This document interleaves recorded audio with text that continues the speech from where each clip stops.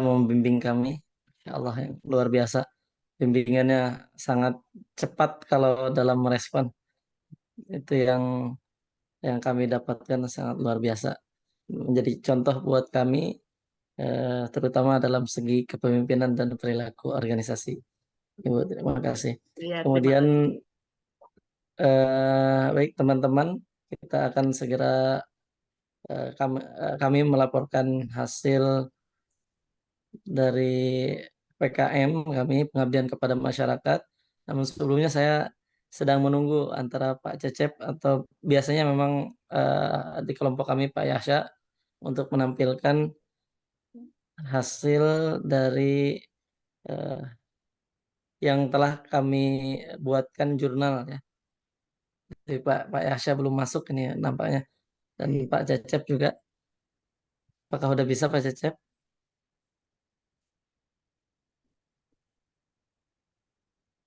Secara umum kami sampaikan dulu eh, sambil menunggu tampilan, tidak apa-apa, mungkin kami akan sampaikan dulu. Yang pertama, Alhamdulillah pelaksanaan eh, pengabdian pada masyarakat eh, yang kami buat judul implementasi LDKS dalam meningkatkan jiwa kepemimpinan santri di pondok pesantren, Alhamdulillah terlaksana. Beliau juga Alhamdulillah, eh, Bu Doktor, sangat yang kami sudah katakan tadi sangat aktif, dan beliau menyampaikan keynote speaker dan menyampaikan sambutannya. Alhamdulillah.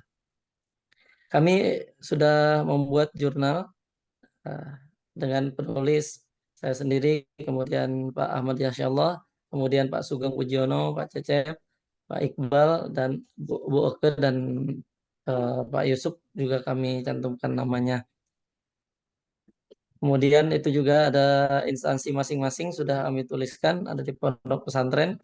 Kemudian Pak Yasha mewakili pendidikan dinia formalnya atau PDF. Pak Sugeng mewakili LKP Sugeng Sejahtera di Kabupaten Bandung Barat. Pak Cecep dari SMA Negeri 1 Cimalaka. Pak Iqbal dari SMP IT Ibnu Hafid. Kemudian kalau ada Bu Dokter dan Pak Dokternya mewakili dari Universitas Islam Nusantara Bandung.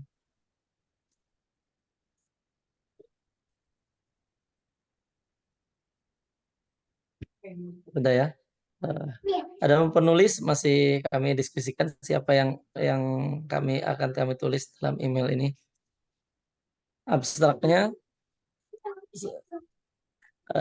tentang minimnya pengetahuan santri tentang kepemimpinan, penerapan kedisiplinan dan kekurangan dalam mengelola organisasi di pondok pesantren menjadi faktor kegiatan latihan dasar kepemimpinan santri atau LDKS. Dan LDKS ini dirancang dengan metode interaktif, mencakup presentasi, workshop, dan pendampingan dengan tujuan memberikan pemahaman mendalam tentang konsep kepemimpinan dan kedisiplinan sambil meningkatkan keterampilan. Maaf, terlempar banyak. Oke, kami ulangi, sambil meningkatkan keterampilan mengelola organisasi pesantren.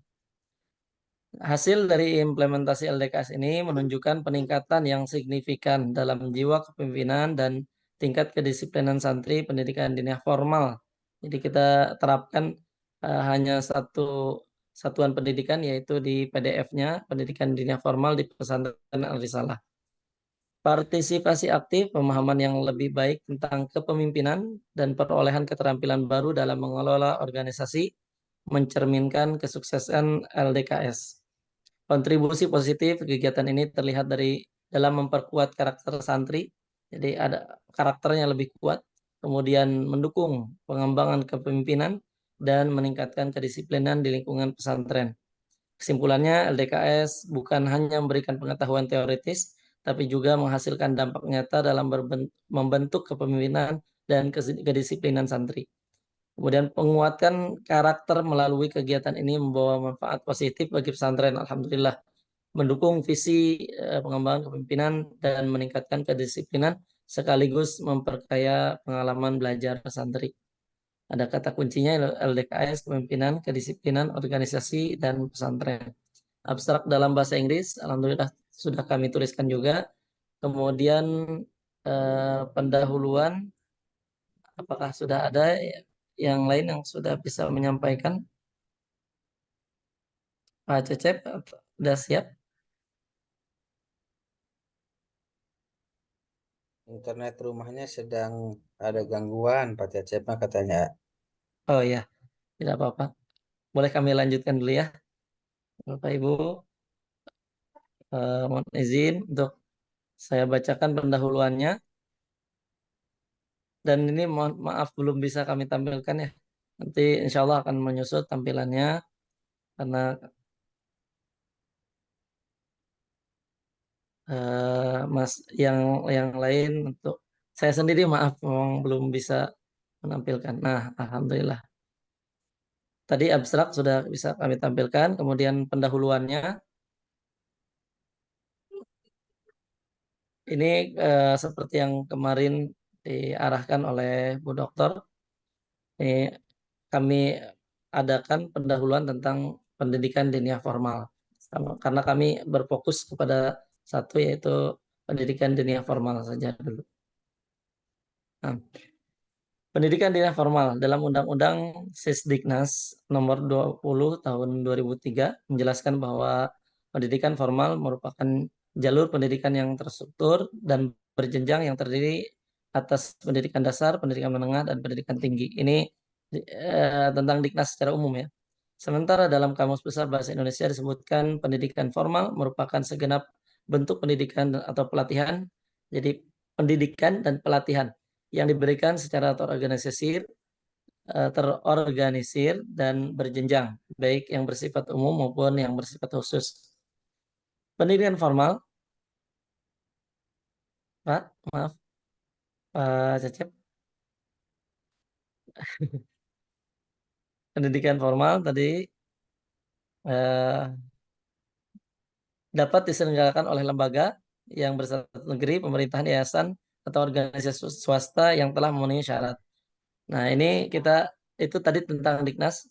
Kemudian kami bahas tentang pendidikan diniyah yang telah diformalkan oleh pemerintah sejak tahun 2015 baru ini, yang bernaung di bawah Direktorat Pendidikan Diniyah dan Pondok Pesantren Direktorat Jenderal Pendidikan Islam atau Dirjen Pendis di dalam Kementerian Agama di Kemenag secara teknis memiliki wewenang untuk memberikan definisi tentang satuan pendidikan yang tergolong baru ini. Nah, ini ada kami cantumkan juga dalam permennya, peraturan menteri, ini termasuk baru juga. Dalam bab 1 ketentuan umum pasal 1 ayat 7 dalam peraturan Menteri Agama nomor 13 tahun 2014 tentang pendidikan keagamaan Islam, pendidikan diniyah formal adalah, nah ini tentang pendidikan diniyah formal ini adalah pendidikan keagamaan Islam yang diselenggarakan oleh dan berada dalam satuan pesantren yang terstruktur dan berjenjang pada jalur pendidikan formal. Sementara jenjang pendidikan diniyah formal adalah pendidikan diniyah formal tingkat ula, pendidikan diniyah tingkat usto yang kemarin mengikuti atau sebagai mengikuti seminar dan sebagai peserta adalah mereka yang di sini di tingkat ini tingkat ulya dan wusto. Pendidikan diniyah formal tingkat ulya dan perguruan tinggi Mahda Ali kami belum punya. Dalam pendidikan diniyah formal juga dilaksanakan imtihan watoni atau ujian nasional. Kalau di yang lain sudah meninggalkan ujian nasional, kalau di PDF ini karena baru juga masih ada untuk sampai saat ini. Sebagaimana lembaga pendidikan formal pada umumnya, ujian nasional diselenggarakan di lembaga pendidikan diniyah formal dalam rangka menentukan standar kompetensi yang telah dicapai oleh peserta didik atas mata pelajaran yang bersumber dari kitab-kitab klasik. Ini pendahuluannya eh, kami mengikuti template yang harus menjelaskan dulu tentang situasi. Dan ini kami sudah sampaikan tentang situasi PDF dan inilah dan kompetensinya ini lebih lanjut ditetapkan dalam Peraturan Menteri Agama dan Pedoman pada Standar Pendidikan Nasional. Kemudian baru masuk ke lingkup pesantren. Situasi pesantren sekarang. Pondok pesantren memiliki kekuatan tetap mempertahankan tradisi kepesantrenan, termasuk tradisi pengelolaan kurikulum khusus yaitu Kitab Kuning. Khususnya kalau di pesantren ada Kitab Kuning. Sejarah mempertahankan Kitab Kuning sebagai salah satu sumber rujukan pembelajaran sekaligus sebagai kurikulum inti adalah satu sisi genre dalam pesantren. Akan tetapi menerima model lembaga pendidikan kekinian yang berkembang seirama dengan perkembangan zaman dan tuntutan modernitas merupakan bentuk kelenturan dalam mengakomodasi tuntutan tersebut. Nah, ini kalau dalam pesantren ada ini jargon al-muhafadzatu 'alal qadim shalih wal akhdhu bil jadidil aslah menjadi jargon yang sangat populer, jargon yang diambil dari kaidah usul fiqh. Ini tidak mengurangi substansi pembelajaran Kitab Kuning. Jadi kami tetap mempertahankan tradisi tradisional, jadi salafiyah, tapi tidak mengurangi tidak juga kaku, tapi kami mengambil seperti ke pendidikan kepemimpinan ini nanti. Sebagian masyarakat menginginkan pondok pesantren tetap mempertahankan ciri khasnya. Pendidikan formal dinia formal merupakan solusi bagi masyarakat yang menginginkan pembelajaran agama Islam dengan materi dan sumber aslinya yaitu Kitab Kuning sekaligus mendapatkan pengakuan akademik dari pemerintah berupa kesetaraan ijazah. Juga tetap mendapatkan pengetahuan umum yang mendasar pendidikan formal menerapkan kurikulum dengan pembagian 70% materi pendidikan agama berbasis Kitab Kuning dan 30% materi pengetahuan umum. Berbeda dengan MTS ya, kalau MTS mereka walaupun pendidikannya pendidikan agama itu tidak memakai kurikulum yang ada dalam Kitab Kuning. Kita masuk lagi lebih dalam yaitu tentang pesantren Arisalah. Pesantren Arisalah adalah salah satu pesantren yang menyelenggarakan pendidikan dinia formal di Bandung Barat yang tergolong masih baru secara umur. Walaupun secara sistem dan sanad tadi kami sudah sampaikan, keilmuan sudah sangat tua karena berpedoman dengan pendidikan pesantren ala tradisional sebagaimana pesantren di Indonesia awal mula didirikan. Berbeda dengan pesantren modern yang segalanya diatur pendidikan militer. Nah, ini kalau pendidikan ini kami berusaha menjelaskan dulu perbedaan antara kalau yang modern itu sudah ada aturan-aturan yang sudah dibakukan, SOP-nya sudah berbeda dengan alat tradisional yang relatif lebih natural, layaknya masyarakat pada umumnya, ya, seperti bermasyarakat, kehidupan masyarakat.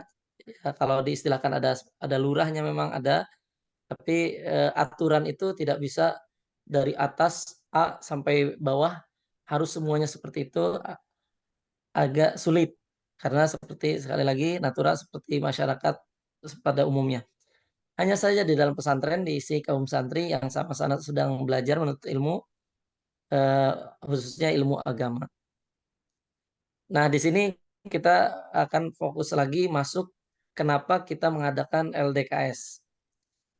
Mereka menghafal dalil-dalil namun banyak yang tidak menyadari ada contoh kepemimpinan dan organisasi dalam agama. Kami mencatat ini dalam pretestnya ada hanya 56% yang mengerti arti kepemimpinan dan teori kepemimpinan dalam agama. Jadi dalam agama mereka tahu ada kepemimpinan, tapi adanya teori kepemimpinan, adanya arti kepemimpinan dalam agama itu mereka tidak mengetahui.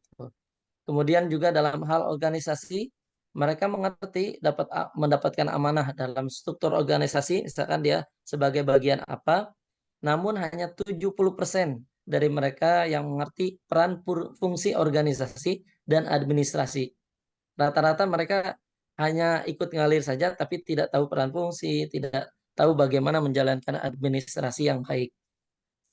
Tidak berbeda dalam hal kedisiplinan. Yang mereka sama-sama mengetahui arti kedisiplinan, mereka tahu. Di dalam pretest itu, kalau arti kedisiplinan mereka tahu, tapi mereka belum bisa mempraktekkan kedisiplinan baik secara individu maupun secara organisasi. Jadi banyak yang melanggar aturan dan sebagainya, dan penegak peraturan juga tidak tahu bagaimana cara mengorganisir ini, bagaimana cara evaluasinya.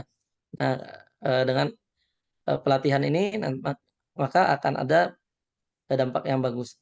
Pendidikan dan pengembangan kepribadian merupakan aspek penting dalam pengembangan santri, begitu juga pengetahuan tentang organisasi.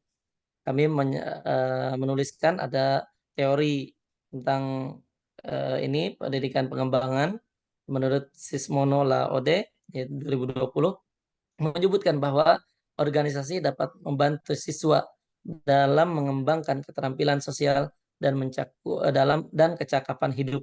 Jadi walaupun dia seperti masyarakat biasa, nah makanya kita berikan keterampilan itu supaya eh, hidup di masyarakat itu ya ada keterampilan sosial dan kecakapan hidup, menjadi wadah bagi siswa untuk mengembangkan diri dan menjadi pemimpin masa depan, membantu siswa dalam mengembangkan kreativitas dan gagasan dalam bentuk program-program yang disusun bersama.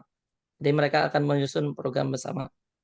Membantu siswa menjadi penggerak baik bagi kawan-kawan satu sekolah maupun berbeda sekolah, nanti akan ada ke sekolah yang lain. Membantu siswa dalam mengembangkan jati diri dan persatuan di lingkungan sekolah. Ini sudah masuk inti dari kenapa pentingnya LDKS di pondok pesantren. Di antara manfaat pelatihan organisasi seperti yang disebutkan oleh Agustina Setiawan, ini teori juga kami sebutkan, adalah dapat menjadi wadah pengembangan minat dan bakat siswa sehingga dapat meningkatkan kualitas pendidikan di sekolah. Menjadi sarana untuk melahirkan siswa memiliki jiwa kepemimpinan yang pada gilirannya dapat membawa perubahan positif dalam lingkungan sekolah dan masyarakat. Analisis situasi ini menunjukkan bahwa pesantren Al-Salah Bandung Barat terdapat kekurangan pengetahuan. Nah, setelah kita lihat tadi ya, pengetahuan santri terkait kepemimpinan, penerapan kedisiplinan, dan keterampilan pengelola organisasi. Mereka tidak punya itu atau kurang. Untuk mengatasi hal ini, dirancanglah program pengabdian kepada masyarakat PKM dengan fokus pada implementasi latihan dasar kepemimpinan santri. Permasalahan umum diidentifikasikan meliputi minimnya pengetahuan santri tentang kepemimpinan, kedisiplinan, serta kekurangan dalam mengelola organisasi di pesantren. Prioritas dalam PKM ditentukan berdasarkan urgensi, peningkatan kualitas kepemimpinan, dan kedisiplinan sebagai dasar pembentukan karakter santri. Jadi kita bentuk karakternya dalam PKM ini. Pemilihan prioritas, nah prioritasnya permasalahan didasarkan pada kebutuhan mendesak untuk membekali santri dengan keterampilan kepemimpinan dan manajemen organisasi. Hal ini sesuai dengan tujuan pesantren, melahirkan kader-kader yang berkualitas dan disiplin dalam menjalankan peran mereka di masyarakat, karena akan terjun ke masyarakat. Kerangka pemeriksaan yang didukung oleh teori kepemimpinan, disiplinan, manajemen organisasi, konsep-konsep ini menjadi dasar untuk merancang LDKS sebagai solusi yang terukur dan terarah. Tujuan utama PKM ini adalah meningkatkan jiwa kepemimpinan dan kedisiplinan santri di pesantren Ar-Risalah. Manfaatnya mencakup penguatan karakter santri, dukungan pengembangan kepemimpinan, dan peningkatan disiplin sekaligus memberikan kontribusi positif dalam belajar santri. Alhamdulillah. Seperti itu, dan insya Allah akan dilanjutkan metode dan hasil daripada PKM ini. Silahkan teman-teman. Ya. Baik, Ustadz Misbah langsung menyambung saja. Nah, untuk metode penelitian pada PKM ini, kami didesain dengan mengkombinasikan metode interaktif yang mencangkup presentasi, workshop, dan pendampingan yang ditujukan untuk mendorong para santri di Ponpes Ar-Risalah dalam meningkatkan jiwa kepemimpinan santri di pondok pesantren. Setiap metode itu memiliki kelebihan dan kekurangannya masing-masing. PKM ini menggunakan kombinasi dari ketiga metode tersebut untuk mencapai hasil yang optimal. Keuntungan dari metode presentasi dalam PKM antara lain efektif untuk menyampaikan informasi yang bersifat umum digunakan untuk menyampaikan materi yang membutuhkan penjelasan yang lebih detail dan dapat dilaksanakan secara massal. Dalam hal ini, agar tidak monoton, presentasi disampaikan berdasarkan tema bahasan, mulai dari perspektif agama, teori kepemimpinan, kedisiplinan, serta praktik organisasi dan administrasi. Sedangkan metode workshop dalam PKM antara lain memiliki keuntungan efektif untuk mengembangkan keterampilan atau kompetensi. Di lapangan dilakukan secara interaktif dan mendorong para santri untuk dapat dalam praktik disiplin, organisasi, dan administrasi. Peserta akan belajar tentang konsep dasar kepemimpinan, strategi pengambil keputusan yang tepat, dan selain itu peserta juga akan mempelajari keterampilan yang dibutuhkan untuk memotivasi tim, mengatasi konflik, dan mengembangkan visi, juga strategi yang jelas dalam berorganisasi. Nah, untuk pendampingan itu adalah metode pembelajaran yang dilakukan dengan memberikan bimbingan dan dukungan kepada peserta secara individual. Keuntungannya yaitu efektif untuk membantu para santri dalam menyelesaikan masalah atau mencapai tujuan tertentu. Dapat dilakukan secara individual dan dapat menciptakan hubungan yang lebih dekat dengan peserta atau santri. Ketiga metode ini diterapkan dalam kurun waktu 4 hari di Pondok Pesantren Arisalah, Kabupaten Bandung Barat, setelah sebelumnya diberikan free test, kemudian dimulai dengan presentasi. Dilanjutkan hari berikutnya dengan workshop dan pendampingan. Hal ini terbantu dengan adanya sistem asrama di pesantren, sehingga proses pendampingan dan praktik lapangan dapat dilihat secara holistik. Nah, untuk bagian C mungkin Ustadz Yasa udah gabung belum? Siap Pak Cecep. Ya, monggo Ustadz Yasa. Ya, saya lanjutkan. Untuk hasilnya, jadi kita ada 45 santri yang diikutkan dalam pelatihan tersebut. Termasuk ada ketua kelas, kemudian pertama, pegawai, bendahara, pengurus-pengurus yang ada di pondok pesantren. Yaitu orang-orang yang memegang peran penting sebagai pemegang kendali dalam keputusan dan sebagai motor penggerak dalam ruang lingkup santri di pesantren.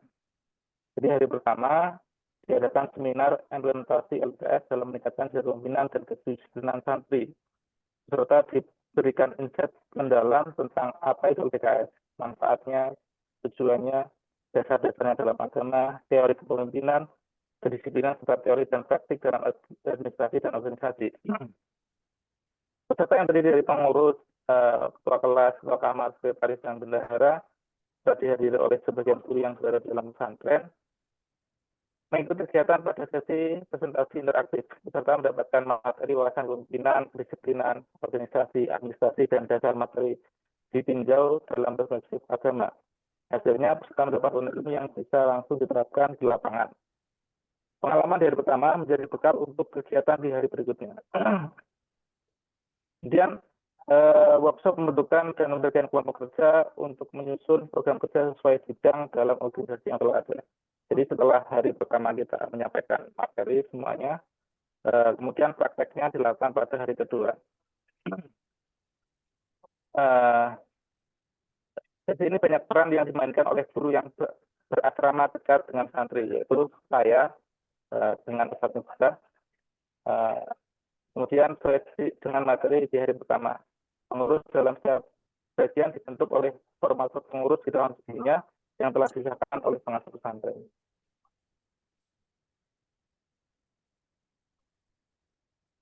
Kemudian selanjutnya yaitu menyusun program kerja masing-masing bagian atau departemen. Jadi kita ada pembagiannya, ada ketua bendahara, sekretaris, kemudian ada pengurus kebersihan, pengurus keamanan, pengurus pendidikan. Peserta dilibatkan dalam evaluasi kerja pada masa kepengurusan tahun sebelumnya, lalu menyusun program yang realistis dan terukur. Jadi sebelumnya untuk kegiatan itu sudah ada kegiatan, namun belum disusun secara tertulis. Nah, kami membantu pengurus untuk menyusun secara tertulis. Kemudian hasil kegiatan hari ketiga, peserta mendapatkan pendampingan khusus dalam membedah akar masalah di lapangan mengenai apa yang dengan sudah diaplikasikan dan apa yang belum bisa dilaksanakan, serta memetakan kendala dan solusinya. Dari hasil kegiatan ini, peserta yang merupakan pengurus mendapatkan pemahaman mendalam dari akar masalah dan solusi alternatif dari kendala yang selama ini belum dapat diselesaikan. Alternatif solusi pemecahan akar masalah yang dimusyawarahkan bersama menjadi referensi bagi para pengurus untuk bahan penyusunan program kerja selanjutnya. Dan hari selanjutnya, pendampingan hasil dari evaluasi dan solusi di hari ketiga.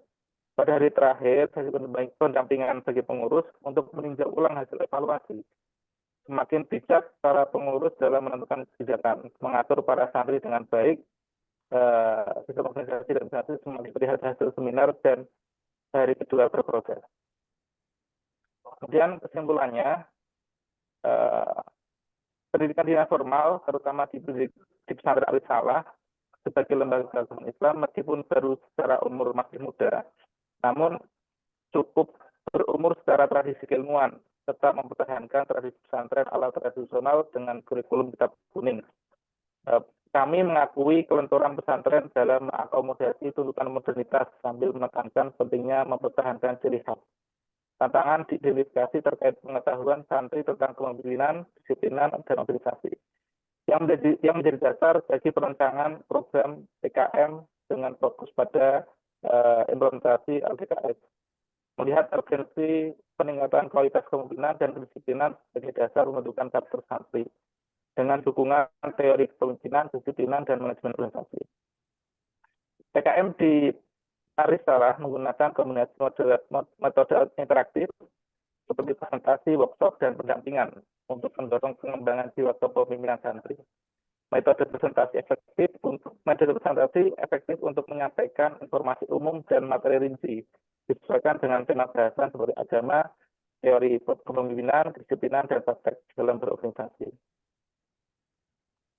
Workshop membantu mengembangkan keterampilan praktis dalam kepemimpinan, pengambilan keputusan, manajemen tim, dan penyelesaian konflik. Pendampingan individu memberikan dukungan dalam menyelesaikan masalah dan mencapai tujuan, menciptakan hubungan dekat dengan peserta. Selama 4 hari, kombinasi ketiga model ini diterapkan di pesantren Al-Risalah dengan dukungan sistem asrama untuk memastikan pendampingan dan praktek lapangan dapat dipahami secara holistik. Dalam kegiatan ini, 45 santri termasuk ketua kelas, kamar, sekretaris, bendahara, dan pengurus yang lainnya, itu aktif terlibat. Pada hari pertama, seminar memberikan wawasan mendalam tentang konsep LDKS, kepemimpinan, kedisiplinan, organisasi, dan administrasi dalam perspektif agama, serta mendapatkan pengetahuan praktis yang diterapkan di lapangan. Kemudian hari kedua, melibatkan workshop pembentukan kelompok kerja dan penyusunan program kerja sesuai kebutuhan pesantren. Guru memberikan bimbingan, maksudnya kami dengan Kemitra, dan pengurus dibentuk oleh formatur pengurus tahun sebelumnya. Pada hari ketiga, workshop menyusun program kerja dilakukan dengan evaluasi kinerja sebelumnya dan integrasi praktik terbaik. Peserta mendapat pendampingan khusus untuk memahami akar masalah dan mencari solusi alternatif. Kemudian hari selanjutnya melibatkan pendampingan hasil evaluasi, membantu pengurus dalam meninjau kebijakan dan mengelola sistem organisasi dan organisasi. Hasil kegiatan ini memberikan pemahaman mendalam dan solusi alternatif yang menjadi referensi untuk penyusunan program kerja selanjutnya. Ini dapat disimpulkan pendidikan dinas formal atau PDF di pesantren Al-Risalah mampu memadukan tradisi keilmuan pesantren ala tradisional dengan kelenturan dalam mengakomodasi tuntutan modernitas. Tantangan terkait pengetahuan santri tentang kepemimpinan, kedisiplinan, dan organisasi diatasi melalui program PKM dengan fokus pada implementasi LDKS. Kombinasi metode interaktif seperti presentasi, workshop, dan pendampingan digunakan dalam kegiatan ini. Santri diantaranya ketua kelas, ketua kamar, sekretaris, dan bendahara secara aktif terlibat selama 4 hari melalui seminar, workshop, dan pendampingan. Mereka memperoleh wawasan mendalam tentang LDKS, kepemimpinan, kedisiplinan, dan administrasi. Hasilnya mencakup peningkatan kualitas kepemimpinan, pengembangan program kerja yang efektif, serta solusi alternatif untuk mengatasi kendala organisasi. Kegiatan ini menjadi landasan bagi pengurus pesantren dalam mengelola kebijakan dan sistem organisasi secara lebih bijaksana, memberikan kontribusi positif pada karakter dan kualitas santri. Kemudian selanjutnya kita menyampaikan ucapan terima kasih kepada pihak pesantren, pada Kiai Rohul Allah, kemudian kepada kepala sekolah pendidikan yang formal, Ustaz Rahmat, kemudian kepada pihak-pihak yang mendukung berjalannya pelatihan ini. Kami sampaikan juga kepada Bapak Dr. Yusuf dan Bu Oke, Dr. Oke sebagai pembimbing kami, sebagai dosen yang selalu membimbing kami, dan juga menyempatkan menjadi keynote speaker serta menyampaikan sambutan pada pelaksanaan PKM. Itu dari kami. Mungkin saya kembalikan kepada Mas Toto. Ya, baik. Terima kasih Bapak semua. Ada tanggapan dari rekan-rekan sebelum dari saya?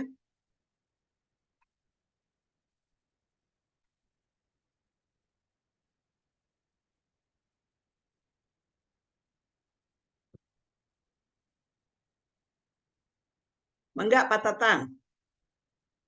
Dipersilahkan. Matur nuwun, Ibu Dokter.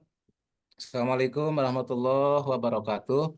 Waalaikumsalam. Waalaikumsalam. Dokter yang saya muliakan, saya banggakan, dan teman-teman, terutama kelompok Pak Kiai, yang menurut saya ini paparannya luar biasa sekali.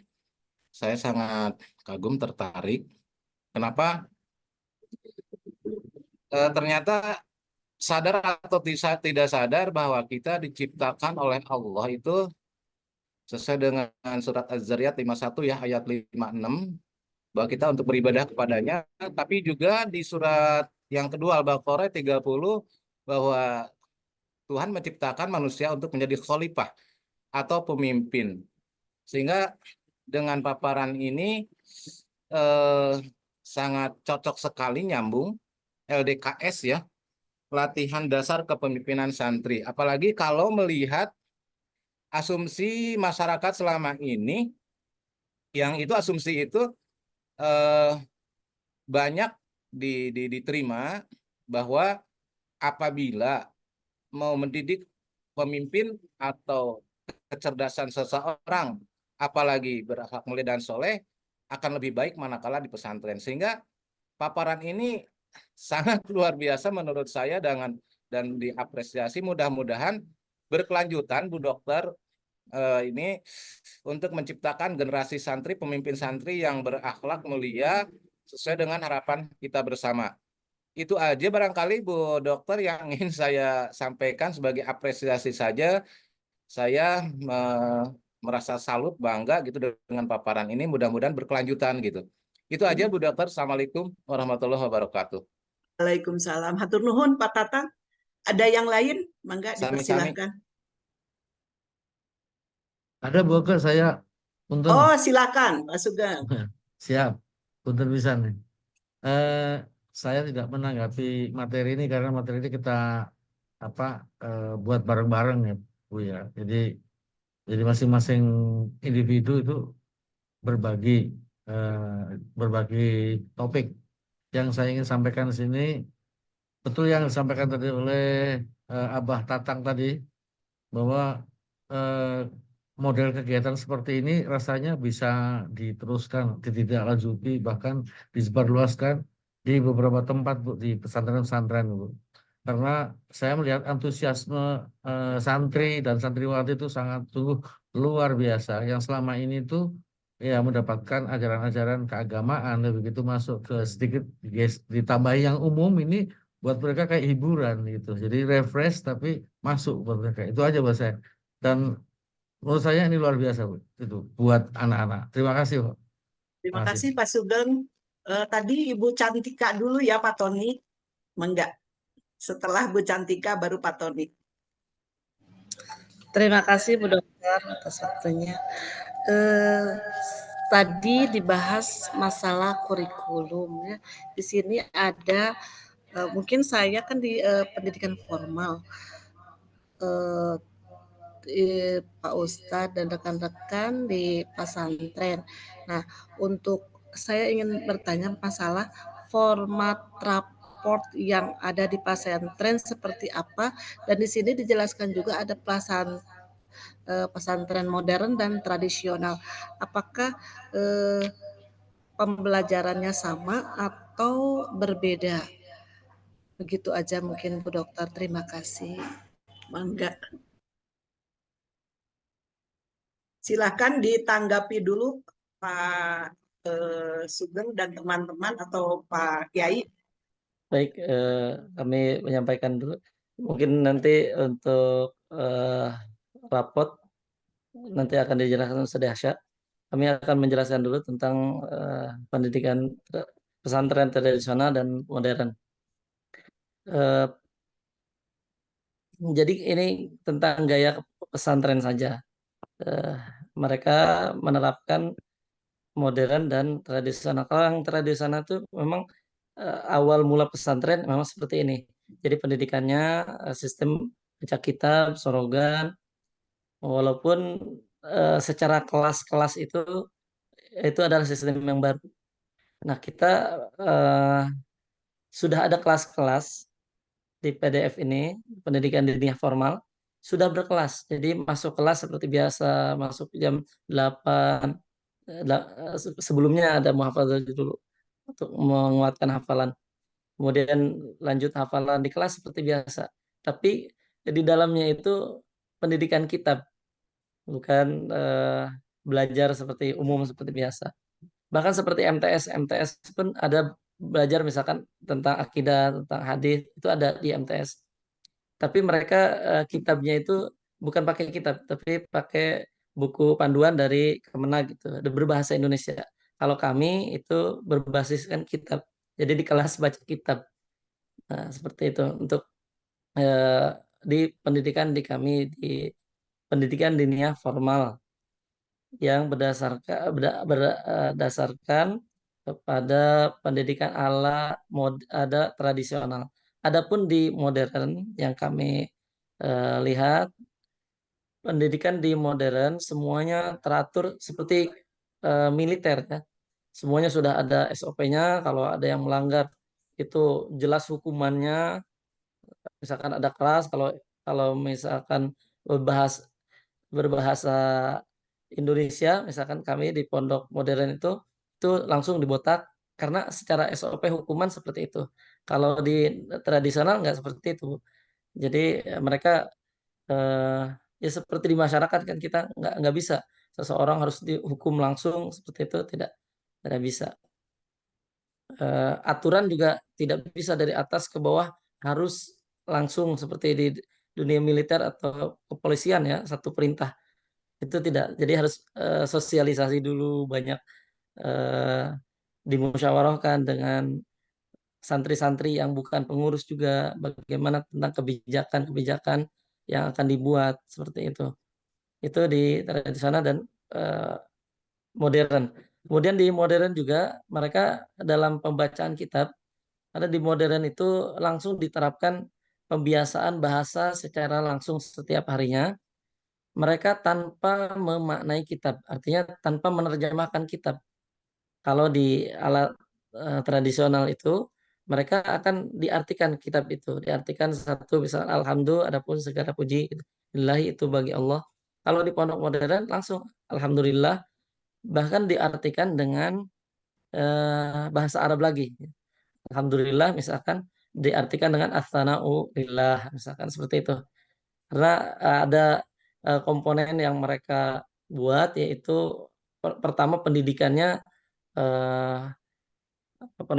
terstruktur dengan rapi, jadi aturan-aturan jelas. Kemudian juga dari situ bisa diterapkan pendidikan bahasa harian, ada hukumannya dan sebagainya.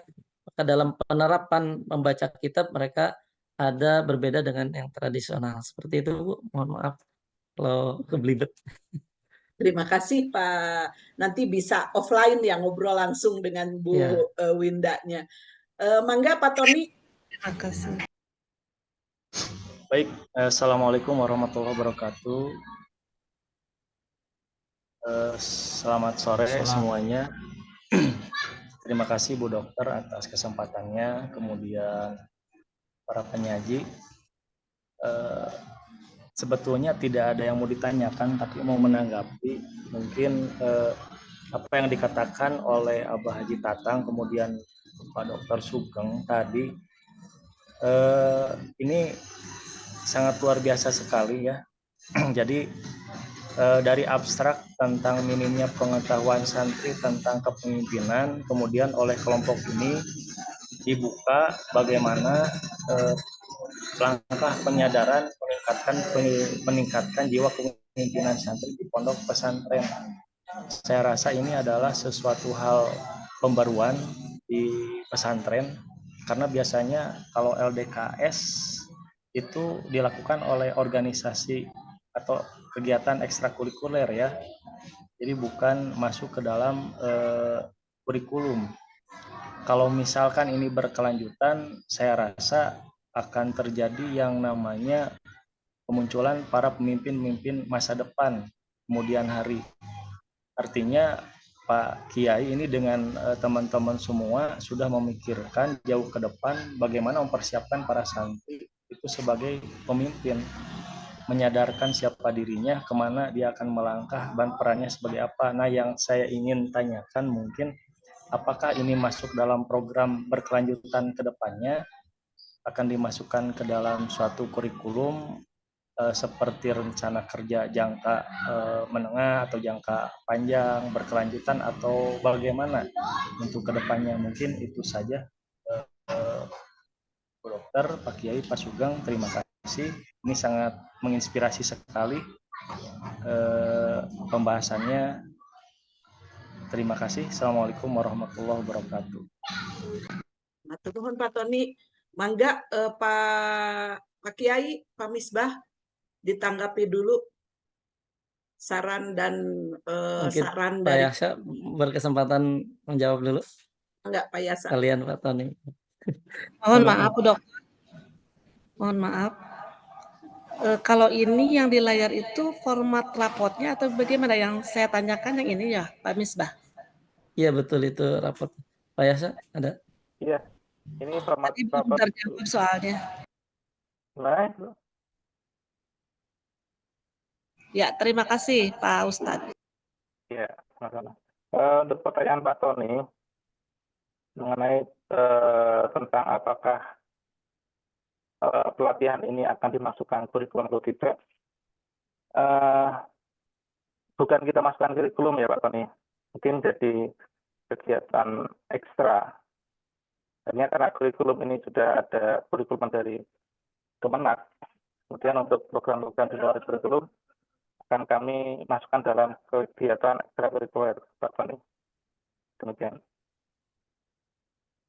Terima kasih. Ya, jadi untuk programnya tentu akan kami jadikan program tahunan ya, ada ya, karena setiap tahun itu kami ada berganti kepengurusan, tapi secara praktik tadi seperti administrasi tadi, teori-teori kepemimpinan, teori menerapkan disiplin berorganisasi, ini jadi terapan bagus untuk para santri. Kalau yang tadinya belum tahu bagaimana cara mendisiplinkan, bagaimana cara berkomunikasi dengan santri-santri lain, setelah mendapatkan seminar ini perubahannya luar biasa, gitu, Pak Tani. Ya. Terima kasih Pak. Mangga satu lagi Bapak. Yang raise hand Pak. Oh, Erwin, Bu. Erwin, Bu. Betul. Saya bacanya AL Pro Business Iya. Partner. Iya. Oh, ya, Belum mohon, Pak. belum dirubah, Bu. Ya, mangga silakan Pak Erwin. Ada kegiatan sebelum ini tadi belum saya rubah, Bu. Mohon maaf, Bu. Nanti saya rubah. Baik.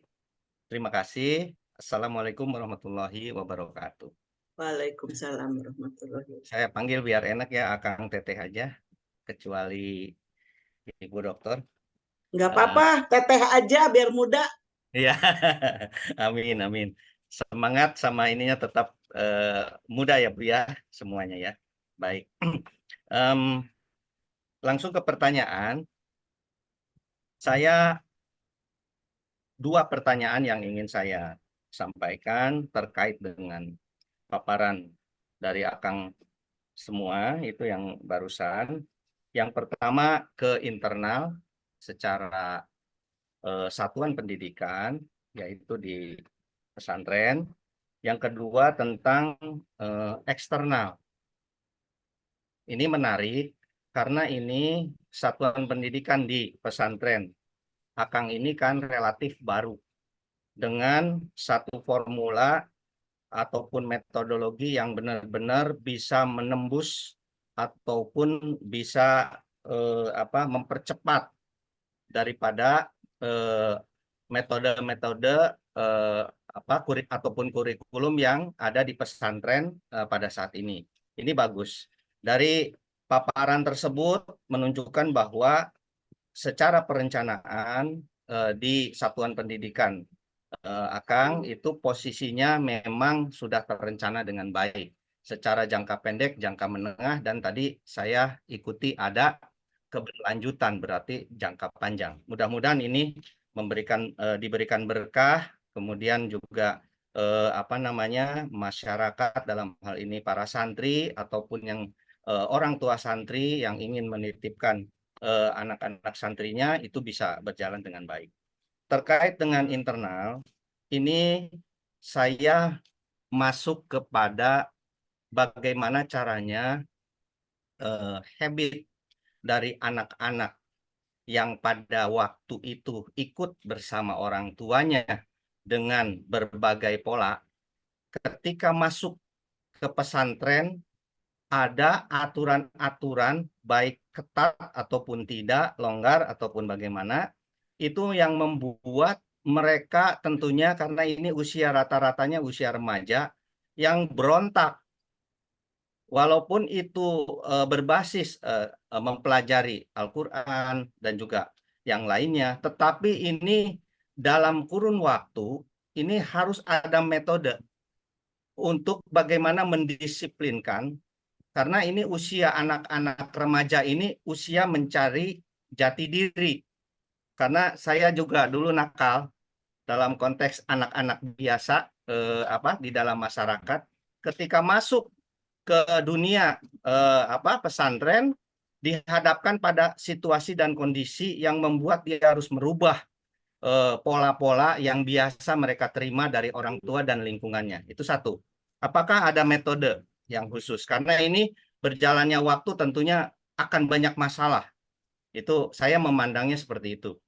Yang kedua, terkait dengan eksternal, di mana tentunya pesantren ini ingin berkembang. Ketika berbicara berkembang, itu harus mempunyai konsep, termasuk di dalamnya adalah kerjasama. Baik itu kerjasama secara finansial ataupun kerjasama dalam bentuk-bentuk metode-metode ke arah pendidikan. Itu pertanyaan yang kedua tentang eksternal. Karena di sini saya belum mendengar ataupun mengamati adakah kerjasama secara NGO. Paham ya? Secara NGO. Jadi karena kita tahu di Indonesia itu umat Islamnya terbesar. Ketika terbesar itu bicara populasi ataupun kuantiti. Nah, saya kok melihat tentunya dari pihak asing dengan melalui NGO ataupun bentuk kerjasama lainnya, baik perseorangan maupun kelompok, itu pasti menaruh minat dalam pengertian tertarik dengan satuan pendidikan yang ada di tempat Akang. Nah, itu ada enggak? Kalau ada seperti apa? Kalau memang misalnya belum di situ, itu dijadikan sebagai satu pertimbangan. Karena untuk menjadi unggulan, satuan pendidikan ini harus mempunyai tools, alat-alat yang bisa mendukung ke arah tersebut di samping perencanaan. Saya melihatnya seperti itu. Demikian dari saya, pertanyaannya dua, internal dan eksternal. Terima kasih. Terima kasih Pak Erwin. Mangga silahkan ditanggapi Pak Yaksa, Pak Misbah, dan Pak Cecep, Pak Sugeng. Mangga. Terakhir ya ini. Esa, enggak? Esa.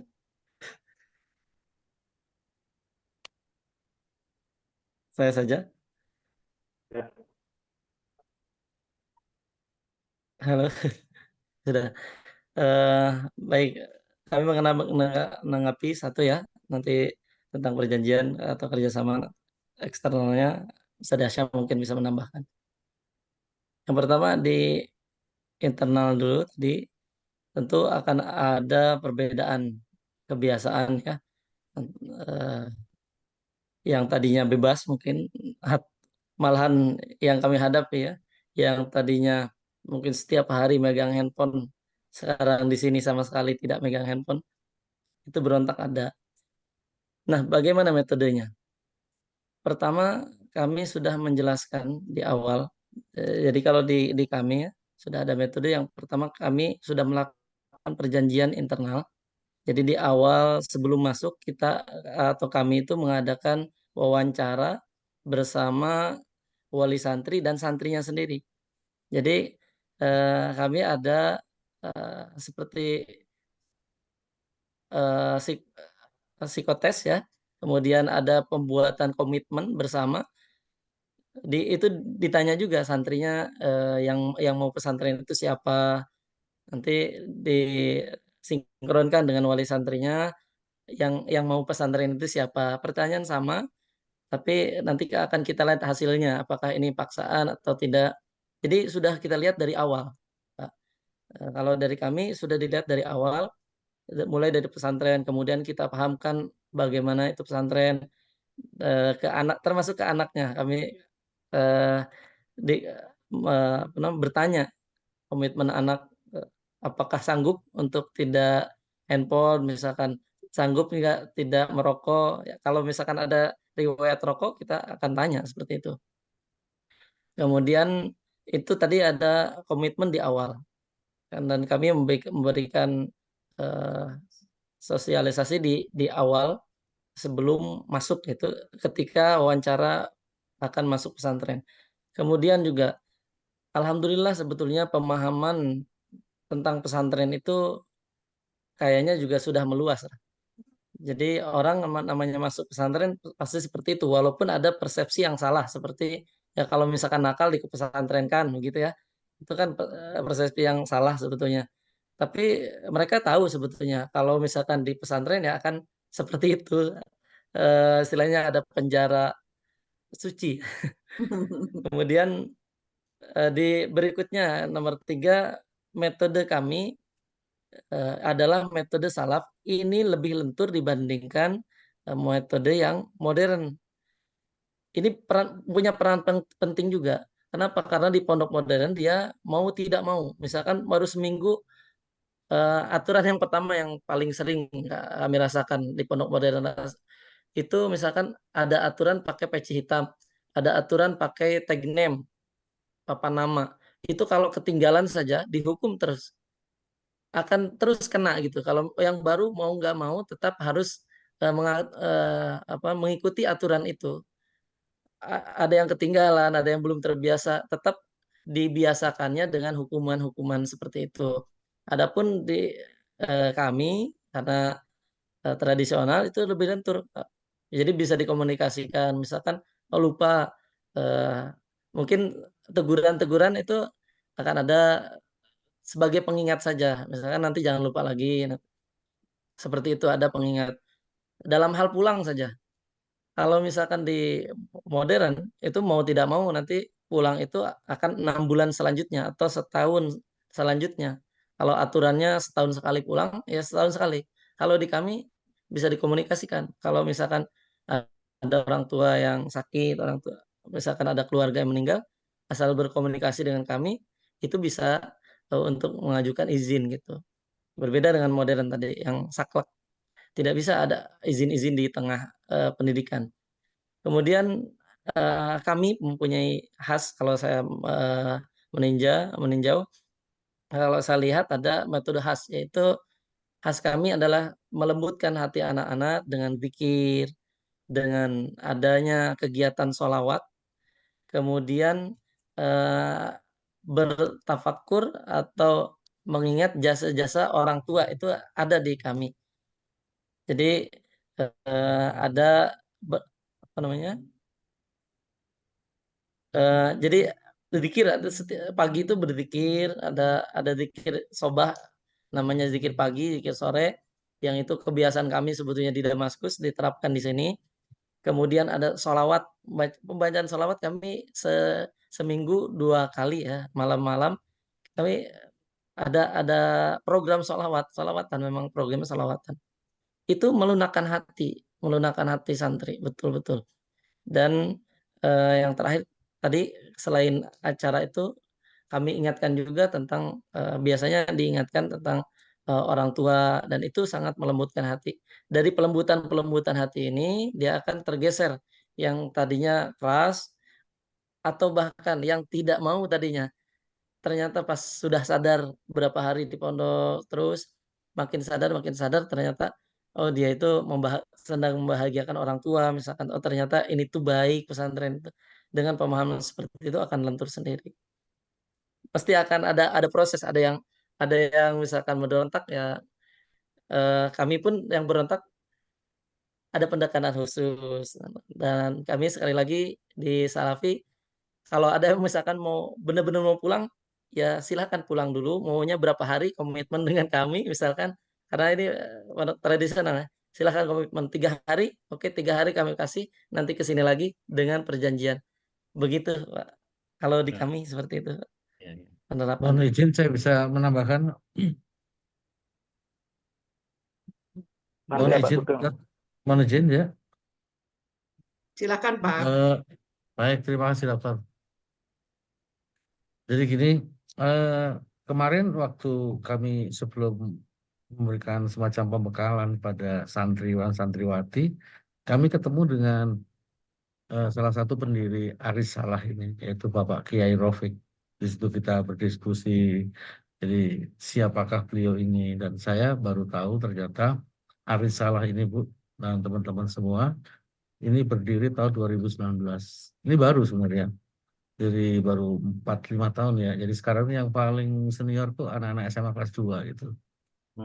Kemudian ternyata juga yang luar biasa di sini, pengelola sekaligus pemilik itu 3 orang. Jadi satu Haji Rofik yang baru saya kenal kemarin, lalu yang sudah saya kenal 5 bulan 6 bulan ini, jadi ini Ustadz Yaksa itu, termasuk terutama di sini ada Kiai Misbah, itu adalah pemiliknya ternyata.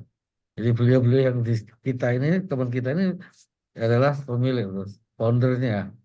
Nah itu. Nah, dari yang saya dapat info-info dari beliaunya, dari Pak Hasyirov, Kiai Rofik, kemudian ngobrol sama ya santriwan, di situ sempat beberapa kali. Ternyata pondok ini sangat open mind.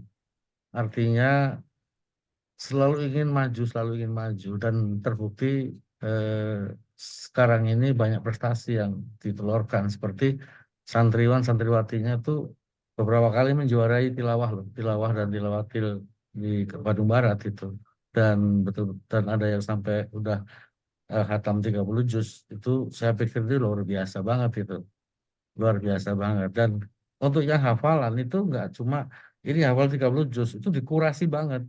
Jadi nggak bisa ngomong 30 nanti dikurasi ternyata cuma 3 juz gitu. Dan karena ini memang banyak fenomena seperti ini, tapi yang di sini dikurasi habis, betul-betul keluar itu betul-betul luar biasa.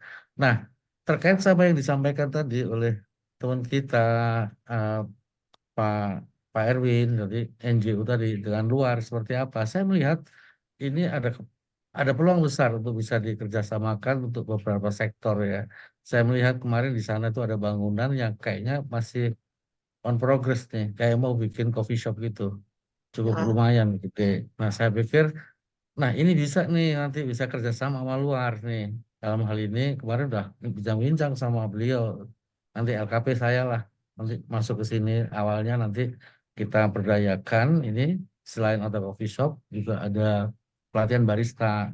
Jadi nanti alumni dari Arisalah ini nanti selain menjadi ustadz, ustazah, jadi guru, dosen, tapi semuanya pengusaha itu. Ustadz yang pengusaha atau pengusaha yang ustadz gitu. Jadi kita ajak ke arah kewirausahaan, dan Pak Haji di sini semuanya open mind itu. Jadi saya pikir wah keren ini. Itu aja sih Pak Erwin. Jadi saya pikir mungkin kalau ada bidang-bidang lain rasanya nggak nutup kemungkinan bisa dikerjasamakan. Saya tahu Pak Haji Bisbah ini orangnya sangat open mind banget kok, open mind. Dan kembali ke tradisional itu adalah ke rohnya, roh dari ke-NU-an itu. Dan itu saya nangkep itu. Ya karena saya tahu ini karena saya orang Gresik Pak, dekat sama Gus Dur. Mbah Mun itu adalah salah satu tokoh yang saya hormati. Yaitu dan beliau itu adalah ngajunya ke situ ternyata. Nah itu aja sih. Atur nuhun pisan maju terus untuk Arisalah itu yang sana. Dan kami siap dari luar juga untuk mewarnai ini eh, meningkatkan SDM di luar keagamaan kita siap. Itu aja. Iya. Terima kasih. Terima kasih Wassalam. Pak Sugeng. Baik Bapak dan Ibu, mungkin karena waktunya yang terbatas, terakhir dari saya, alhamdulillah diskusi kita sangat bagus, cukup hangat ya. Jadi banyak sekali tadi masukan dan juga pertanyaan kepada tim untuk yang PKM ini. Yang pertama saya ucapkan terima kasih dan penghargaan yang setinggi-tingginya kepada tim PKM ini atas terlaksana workshop LDKS ini. Kepada Pak Misbah, Pak Sugeng, Pak Yasa, Pak Cecep, sama sudah itu saja ya? Pak Yasa, Iqbal. Iqbal. Bu. Pak Iqbal. Nah, Pak Iqbal saya belum melihat. Jadi belum ini. Jadi mungkin terakhir Pak Iqbal ya, ucapan terima kasih dan penghargaan yang setinggi-tingginya. Alhamdulillah teman-teman PKM di pesantren ini sudah cukup baik menyelenggarakannya dan berlari menyusun laporannya menjadi sebuah jurnal. Itu yang yang saya khawatirkan awalnya ya, sehingga waktunya tidak akan cukup, tapi ternyata Bapak dan Ibu Bapak-bapak ini semua hebat sekali gitu ya, bisa bekerja dengan cepat, tanggap dan lugas sehingga tugas pembuatan jurnalnya juga selesai. Mungkin yang pertama menanggapi ya dari tulisan Pak. Melihat abstrak itu sudah bagus Pak Misbah dan teman-teman, jadi sudah berbasis IMRAD ya, cuman di sana berbasis permasalahan juga ya, terus apa yang dilaksanakan metodenya sesuai ya, cuman tadi bagaimana hasil pretest dan post-testnya juga mungkin bisa ditulis selintas, dan bagaimana rencana tindak lanjut yang utama. Tadi saran-saran dari Pak Tony, Pak Erwin, dan lain-lain bisa dibuatkan untuk rencana tindak lanjut. Kalau Pak Yasa tadi mau dimasukkan ke dalam ekstrakurikuler ya, katanya gitu. Jadi ini juga sangat bagus ya untuk abstraknya. Yang berikutnya untuk pendahuluan ya, di latar belakang Bapak tidak perlu mencantumkan bagaimana pesantren diniyah tersebut ya, itu adalah tinjauan pustaka. Tapi karena jurnal Bapak PKM, pengabdian kepada masyarakat, itu tinjauan pustaka tidak ada ya. Jadi di latar belakang ini cukup apa permasalahan yang ada di pesantren Arisalah tersebut. Kekuatan-kekuatan apa yang terdapat di Arisalah tersebut dan bagaimana permasalahannya ya. Jadi pendidikan diniyah formal itu nggak diperlukan Pak, tapi menjadi referensi Bapak saja dan diambil yang highlight aja yang disesuaikan dengan pesantrennya. Di pendahuluan itu bagaimana adanya fenomena gap ya. Jadi fenomena gap ini kesenjangan antara harapan dan kenyataan ya. Jadi Bapak nanti menggambarkan kondisi pesantren Arisalah tadi, walaupun baru 5 tahun ya didirikan, tapi sudah banyak capaiannya yang didukung oleh jumlah santri dan santriwatinya, yang berikutnya didukung oleh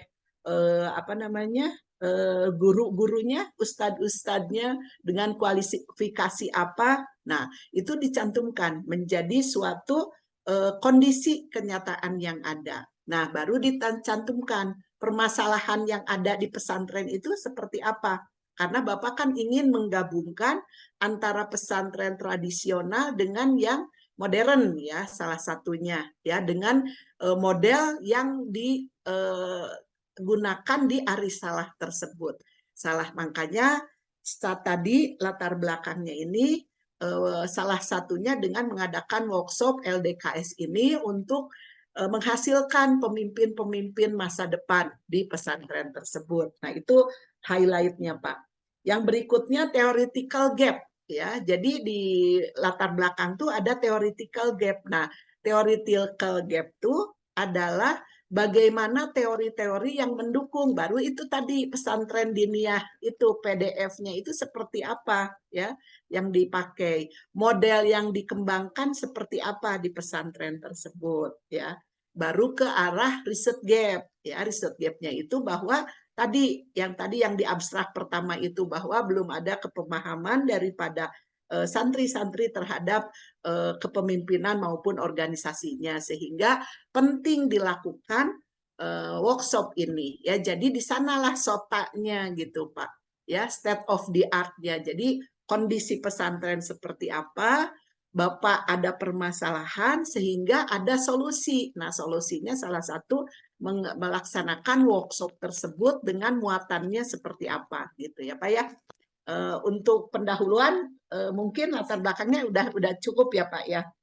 Nah, untuk metode sudah bagus Pak. Cuman lebih ditambahkan bagaimana Bapak melakukan pretest dan post-test. Kalau post-test dilaksanakan nggak Pak? Ada dilakukan post-test.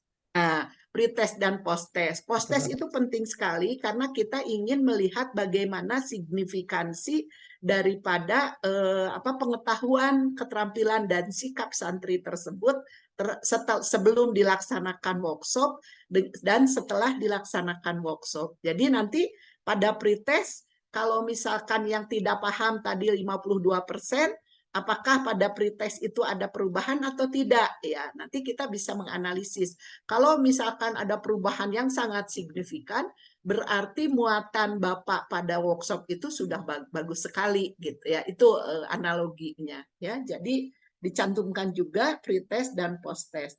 Dan pada metode, karena metode ini biasanya hanya 2 paragraf, lebih dirangkum ya, dirangkum, tapi sudah bagus itu muatan-muatannya apa saja. Cuman tadi ada kekeliruan ketika mengungkapkan ya metode penelitian. Kalau ini kan metode pengabdian kepada masyarakat, karena berbeda ya antara penelitian dan pengabdian masyarakat. Dan berikutnya ditambahkan juga rencana tindak lanjut, sekilas saja bahwa hasil daripada workshop ini akan ditindaklanjuti oleh pesantren untuk menjadi suatu kegiatan yang apa gitu ya Pak ya. Nah, berikutnya untuk hasil dan pembahasan. Nah, hasil dan pembahasan tujuannya sudah ada ya Pak ya? Saya tidak melihat tujuan. Nah, jadi pada tujuannya ini meningkatkan jiwa kepemimpinan dan kedisiplinan. Nah, karena tujuannya meningkatkan jiwa kepemimpinan dan kedisiplinan, berarti bagaimana Bapak melakukan workshop tersebut. Itu yang hari-harinya dicantumkan ya. Dan luaran-luaran apa saja yang diperlukan. Dirangkum, diperkuat dengan teori-teori yang ada, Pak. Misalkan untuk meningkatkan kedisiplinan ada tentunya teorinya. Nah, untuk meningkatkan jiwa kepemimpinan tentunya teori kepemimpinan yang dipakai gitu ya. Jadi bagaimana kita pinter-pinteran merangkum suatu fenomena yang ada dengan suatu kondisi ideal dan itu dirangkum di dalam tulisan. Itu di hasil dan pembahasan ya. Jadi nanti juga Bapak membahas juga bagaimana hasil pretest, bagaimana hasil posttest, dan bagaimana hasil daripada workshop tersebut dan dapat meningkatkan pengetahuan keterampilan sikap siswa di dalam kepemimpinan dan organisasi sehingga mendukung untuk menjadikan pemimpin masa depan gitu ya. Jadi antara judul, abstrak, pendahuluan, pembahasan itu nyambung ya. Terakhir di kesimpulan, ya, jadi cerita hasil dan pembahasan itu apa saja yang dilakukan dan dirangkum dengan teori-teori yang mendukungnya ya Pak ya. Di kesimpulan itu menjawab. Jadi kalau ini adalah pembahasan Pak, bahasa ini ya. Jadi kesimpulan itu adalah menjawab tujuan. Bagaimana hasil pretest dan posttest, apakah workshop itu berhasil atau tidak, dan bagaimana materi-materi yang disampaikan pada workshop itu dapat meningkatkan pengetahuan, keterampilan, dan sikap daripada santri dan santriwati ini dalam melaksanakan menjadi pemimpin masa depan pesantren. Jadi antara tujuan dan kesimpulan itu nyambung ya Pak ya. Nah, untuk acknowledgement atau ucapan terima kasih disingkat saja Pak ya, disingkat saja karena biasanya kalau untuk jurnal ini hanya 8 lembar ya. Jadi lebih bagus diperbanyak pada hasil dan pembahasan ya. Nah, berikutnya saya tertarik sekali dengan luaran dari workshop ini, dan ini juga bisa dijadikan nanti Bapak yang tertarik atau yang juga berada di sana dilakukan penelitian terusan untuk menjadi tesis Pak sebetulnya ya. Jadi bagaimana merangkum atau mengintegrasikan antara pesantren diniyah PDF tersebut, pesantren diniyah formal dengan yang modern, sehingga ada model-model daripada pembelajaran baik itu di pesantrennya, intrakurikuler maupun ekstrakurikuler yang bisa dikembangkan gitu Pak, sehingga output daripada sistem pendidikan yang dilaksanakan itu sesuai dengan kebutuhan zaman sekarang gitu. Karena mau tidak mau, suka tidak suka, kita suka mendengar bahwa luaran pesantren ini tidak bisa dijadikan acuan untuk modernisasi gitu. Padahal kan yang dipelajari itu justru yang sangat-sangat bagus, tinggal kemasannya mungkin. Jadi kegiatan ini bisa ditindaklanjuti Pak untuk melaksanakan tesis kalau menurut saya ya. Jadi modeling pengintegrasian pesantren diniyah formal dengan pesantren yang modern ini akan sangat bagus. Nanti Bapak bisa mengembangkan kurikulumnya, bisa mengembangkan model-model pembelajarannya, bisa menambahkan penguatan kapasitas kepada ustadz dan ustazahnya, karena ini kan sangat penting ya, yang bisa mendorong daripada pelaksanaan sistem pendidikan di pesantren ini, ujung tombaknya adalah ustadz dan ustazahnya gitu. Dan rencana tindak lanjut tentunya. Tadi rencana tindak lanjut tadi membangun kerjasama terutama dengan yang luar ya, banyak yang bisa laksanakan. Tadi kan itu sudah ada tuh perusahaan Pak Sugeng salah satunya untuk menambah ekstrakurikuler ya.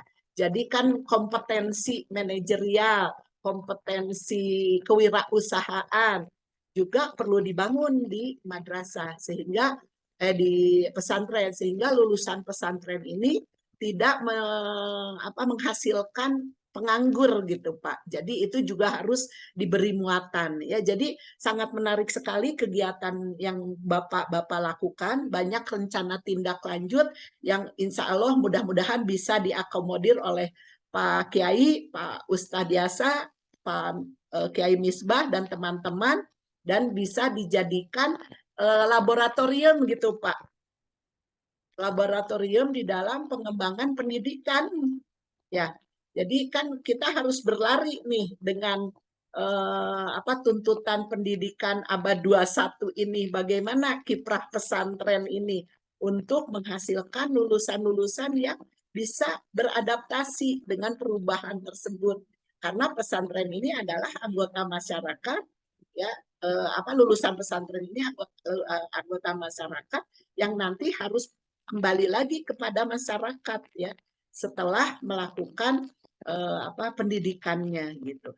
Mungkin itu saja rangkuman dari saya. Terima kasih Bapak. Silahkan diperbaiki tulisannya dan insya Allah ya dalam jangka waktu 2 atau 3 hari lah. Ini mah jaragoan sangkur yang mungkul. 1 hari bisa selesai ya. Jadi silahkan di submit ya ke jurnal PKM.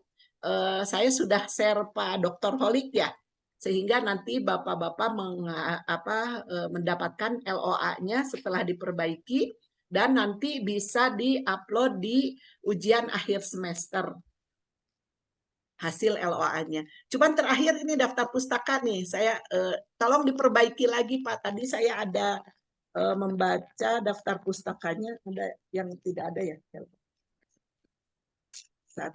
Duluan. Jadi yang di daftar pustaka tuh betul-betul yang pustaka yang disitasi oleh Bapak dan Ibu. Tapi ada yang kelewat tadi, yang pertama yang tahun 2000 berapa.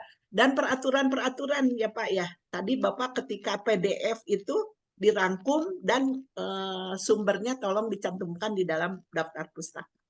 Itu ada yang kelewat. Silahkan aja teliti kembali. Ya, betul, diteliti kembali. Baik, Bapak dan Ibu, ada yang ditambahkan, Pak Kiai? Mungkin ada yang kurang paham, saya menerangkannya terlalu cepat dengan bahasa campur Sunda. Alhamdulillah jelas. Jelas ya, siap ya. Insya Allah 2 hari beres ya Pak. Ya, mudah-mudahan. tinggal ini sudah bagus ya, tinggal menambahkan saja dan Sepertinya kan Senin ya, kalau ke Pak Holiknya Senin karena jam kerja. Iya, betul, ke Pak Holik. Jadi Bapak punya waktu Sabtu Minggu ini. Jadi minggu depan sudah santai gitu Pak, nggak perlu ujian, kan tinggal upload ini. Ya. Baik Bapak dan Ibu, terima kasih atas perhatiannya. Waktunya sudah selesai apa masih bisa 1 lagi? Udah 5:30 ya? Boleh bertanya nggak Bu? Nah, enggak, oh iya, silakan Pak. Pak Imam. Ini terkait dengan buku, Dokter. Kemarin kami itu sudah berembuk, informasi yang dari dokter yang harus perbaikan juga sudah saya sampaikan. Cuman ini kami itu bingung di IMRAD, Bu. Kan ibarat itu ada metodologinya, Bu ya. Sedangkan artikel yang kami buat itu kayaknya semuanya nggak ada lokusnya gitu, Bu Dokter. Ya, itu tidak perlu gimana Pak. Bu ya pencaraannya? Jadi tidak perlu diinikan, kan kalau buku itu adalah rangkuman dari referensi. Sebetulnya basis IMRAD-nya dari analisis Pak. Jadi tidak perlu dicantumkan IMRAD, tapi dari konteks Bapak dan Ibu menulis itu bisa terlihat gitu. Itu sudah berbasis IMRAD atau belum. Oh, ya, jadi siap, lokus tidak perlu dicantumkan gitu Pak. Jadi kan kalau buku ini lebih umum ya, lebih menyeluruh terhadap tinjauan terhadap suatu teoritis gitu. Bukan hasil penelitian yang ada permasalahan dan harus dijawab. Ataupun bagaimana tindakan di dalam kita melaksanakan suatu permasalahan gitu. Jadi buku ini rangkuman. Nah, IMRAD-nya ini nanti bisa muncul pada tulisan-tulisan Bapak di dalam paragraf. Jadi tidak perlu di state lokusnya Pak. Sudah aman buku? Perlu ada subbab juga Bu? Nggak perlu ada subbabnya, misalnya metodologi nggak perlu Bu ya? Nggak perlu Pak. Jadi kalau buku itu kan mencakup tulisan Bapak yang tulisan di pertama itu. Yang sama juga dengan bab-bab yang lainnya gitu.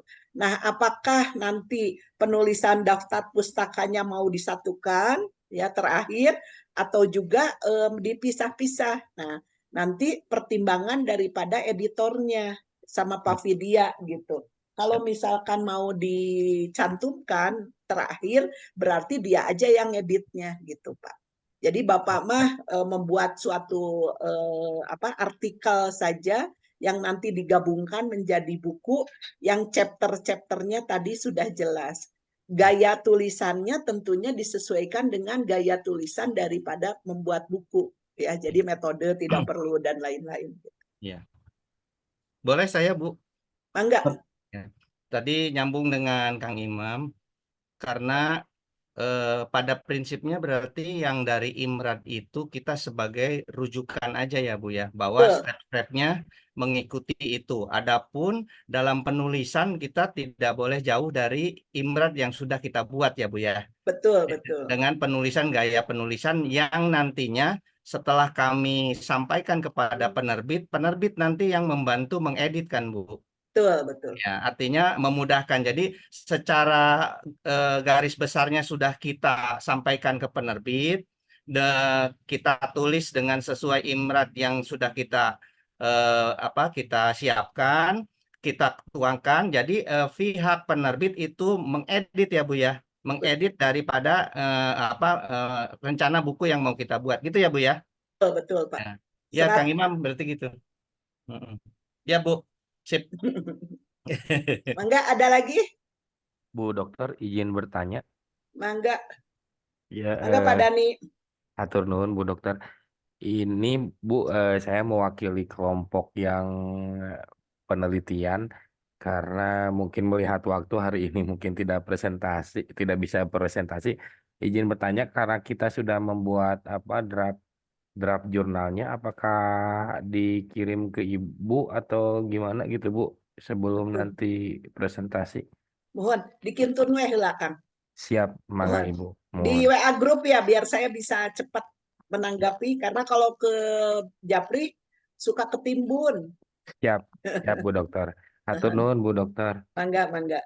Jadi sebetulnya kalau misalkan nanti setelah kalau Bapak mengirimkan ya 1-2 hari saya mereview, jadi bisa langsung.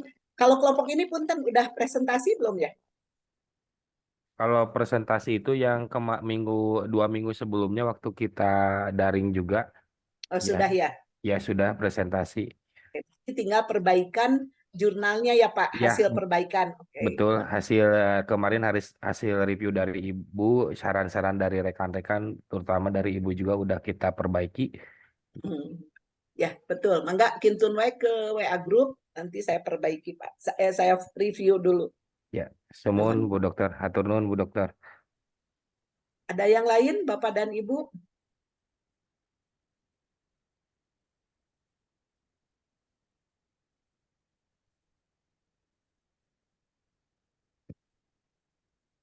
Baik, kalau tidak ada tambahan yang lain, alhamdulillah semua luaran hasil daripada pembelajaran kita untuk mata kuliah kepemimpinan dan perilaku organisasi sudah bagus sesuai dengan luaran-luaran yang telah kita targetkan. Tinggal terakhir minggu depan kita menunggu hasil daripada perbaikan baik itu penulisan artikel, penelitian maupun jurnal dan juga buku yang sudah finish, sehingga minggu depan ini diperhitungkan menjadi ujian akhir semester kita.